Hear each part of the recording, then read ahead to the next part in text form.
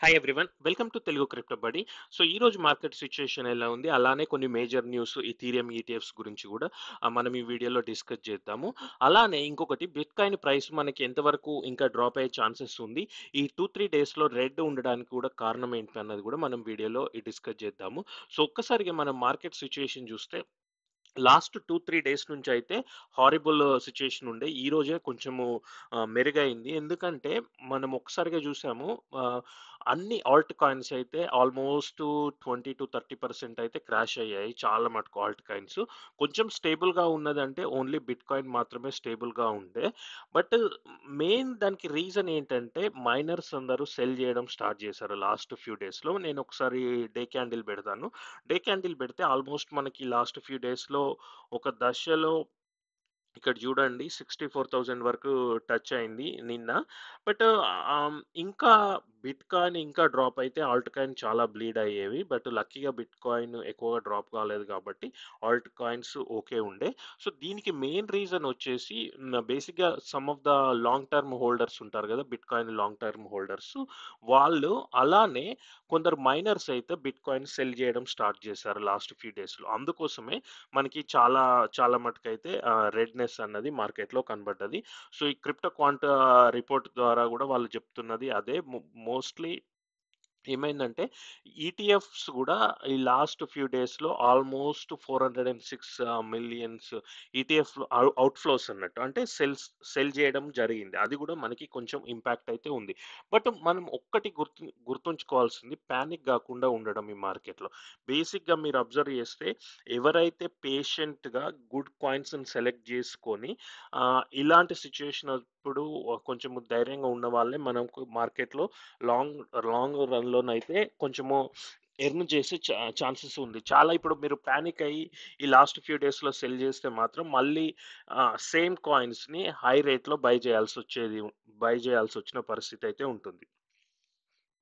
ఒకసారి మనము ఈ ఈ 2, 3 రోజులలో ఆల్ట్ కాయిన్ సిట్యుయేషన్ చూస్తే ఇప్పుడు నేను ఇదివరకు వీడియోలో గూడా చెప్పాను గదా! ఒక అల్టిమేట్ పోర్ట్‌ఫోలియో అని జెప్పేసి 20 కాయిన్స్. సో, అదే లిస్ట్ ఇక్కడ మీకు స్క్రీన్ పైన ఉంది. మీరు ఒక్కసారి జూసుకుంటే ఈ 7 డేస్‌లో అందులో చాలా మటికి ఆహ్, 30-20% రేంజ్‌లో చాలా కాయిన్స్ అయితే డ్రాప్ అయ్యాయి. అంటే good coins. Even I know కొన్ని ఇందులో మీమ్ కాయిన్స్ ఉన్నా గూడా ఇప్పుడు డాగ్‌వి ఫ్యాట్ జూడండి. ఆల్‌మోస్ట్ $2 ఒక దశలో ఇది 450 గూడా ట్రేడ్ అయింది. అంటే మీరు ఈ 2, 3 డేస్‌లో తీసుకుంటే మీకు ఆల్‌మోస్ట్ ఈజీగా మళ్ళీ ఆల్ టైమ్ రీచ్ అయ్యేసరికి 2-2.5 ఎక్స్ అయితే వచ్చేది. అలానే జూపిటర్ గాని 19%, నియర్ ప్రోటోకాల్ 20%. ఈవెన్ ఆర్‌వి మనకు తెలుసు ఆల్‌మోస్ట్ $45 వరకు గూడా ట్రేడ్ అయింది ఫ్యూ వీక్స్ బ్యాక్. సో, ఇలాంటి గుడ్ కాయిన్స్ అయితే మనకి చాలా మటికి డిస్కౌంట్‌లోనైతే ఉన్నాయి. రెండర్ చూడండి ఇప్పుడు 764 ఉండే నేను వీడియో చేస్తున్న టైంకి.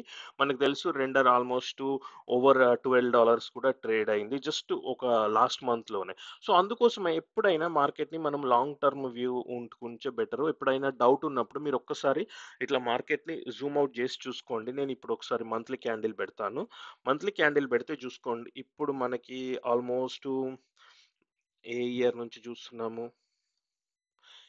సో, ఓవరాల్‌గా మనకి అప్ ట్రెండే ఉంది గానీ, చూడండి ఇది ఆల్‌మోస్ట్ బిట్‌కాయిన్ ఎగ్జిస్టెన్స్‌లో ఉన్నప్పటి నుంచి ఇది క్యాండిల్ మీరు చూడండి గ్రాడ్యుయల్‌గా ఈ వాలటిలిటీ అన్నది అప్ అండ్ డౌన్ అన్నది మార్కెట్‌లో సహజమే. సో, అట్లాంటివొచ్చినప్పుడే కొంచెము మనకి స్ట్రాంగ్ ఫండమెంటల్స్ కాయిన్స్‌ని బై చేసుకొని వెయిట్ చేయడం బెటరు.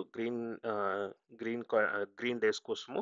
మన అందరికీ తెలుసు 2024, 2025 బుల్ రన్ కాబట్టి ఒకవేళ డ్రాప్ అయినా గూడా మళ్ళీ పికప్ అయ్యే ఛాన్సెస్ ఉంది. ఓన్లీ మనం జేయాల్సిందేందంటే స్క్రాప్ కాయిన్స్ కాకుండా కొంచెం గుడ్ ఫండమెంటల్స్‌ని ప్లస్ ఈ టైంలో ఎలాంటి నేరేటివ్స్ రన్ అవుతున్న ఆ కాయిన్స్‌ని ఫైండ్ ఔట్ జేసి వాటిని ఇలా రెడ్ డేస్‌లో ఉన్నప్పుడు బై చేయడం బెటర్. ఐ నో చాలా మందికేందంటే ఇప్పుడు లిక్విడిటీ ప్రాబ్లమ్ గూడా అయింది. ఎందుకంటే అందరూ మార్కెట్‌లో ఇన్వెస్ట్ చేసున్నారు. సో, కొత్తగా ఇన్వెస్ట్ చేయడానికి ఆహ్, డబ్బులు గూడా లేవు.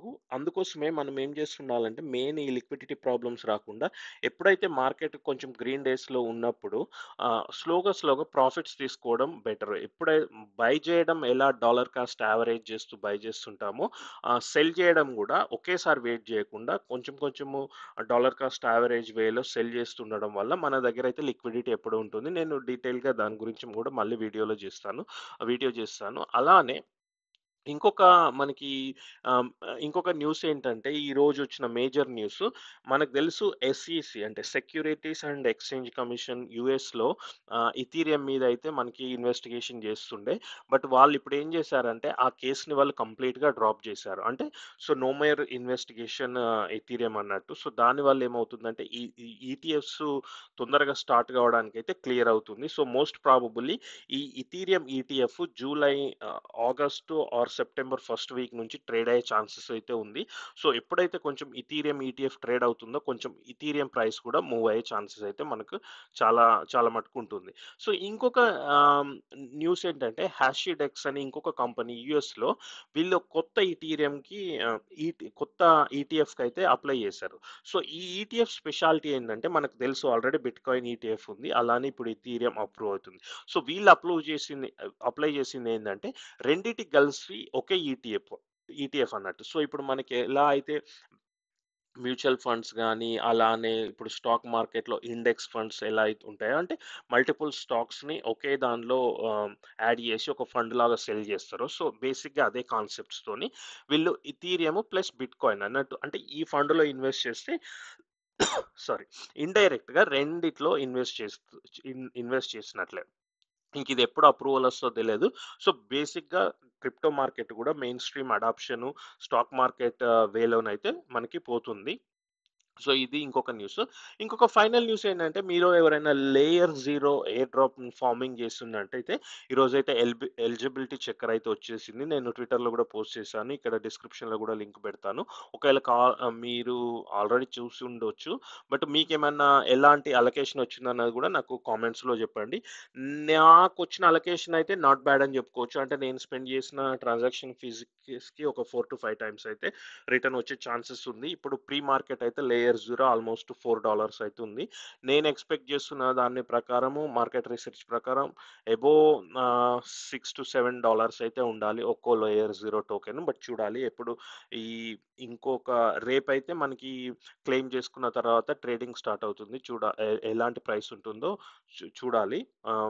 బట్ ఇప్పుడేందంటే ఈ లాస్ట్ ఫ్యూ డేస్ నుంచి మార్కెట్ సిట్యుయేషన్ అంత బాలేదు కాబట్టి స్టార్టింగ్‌లో కొంచెం డంప్ అయ్యే ఛాన్సెస్ ఉంది. బట్ ఓవరాల్‌గా దీని వాల్యుయేషన్ అయితే ఫ్యూచర్‌లో పెరిగే ఛాన్సెస్ అయితే ఉంది. ఇంకా ఫైనల్‌గా మనం ఈ చూస్తే మాత్రం ఈరోజు నిన్నటితోని పోలిస్తే అయితే చాలా బెటరు. ఇప్పుడు బ్రెట్ గాని, పెండెలు, ఎఫ్ఈటీ, సో, చాలా మటుకు ఇందులో మనకి గ్రీన్‌లో హైయెస్ట్ రిటర్న్స్ ఉన్న కాయిన్స్ అన్నీ గూడా మనం ఇదివరకి నా టాప్ 20 కాయిన్స్‌లో డిస్కస్ చేసిందే. సో, నేను ఈ లిస్ట్ కూడా మీకు డిస్క్రిప్షన్‌లో పెడతాను. ఒకసారి చెక్ చేయండి. అలానే మీరు ఈ డిప్‌లో ఏమన్నా కాయిన్స్ బై చేశారా అన్నది కూడా నాకు కామెంట్స్‌లో చెప్పండి. Thanks for watching Telugu crypto body.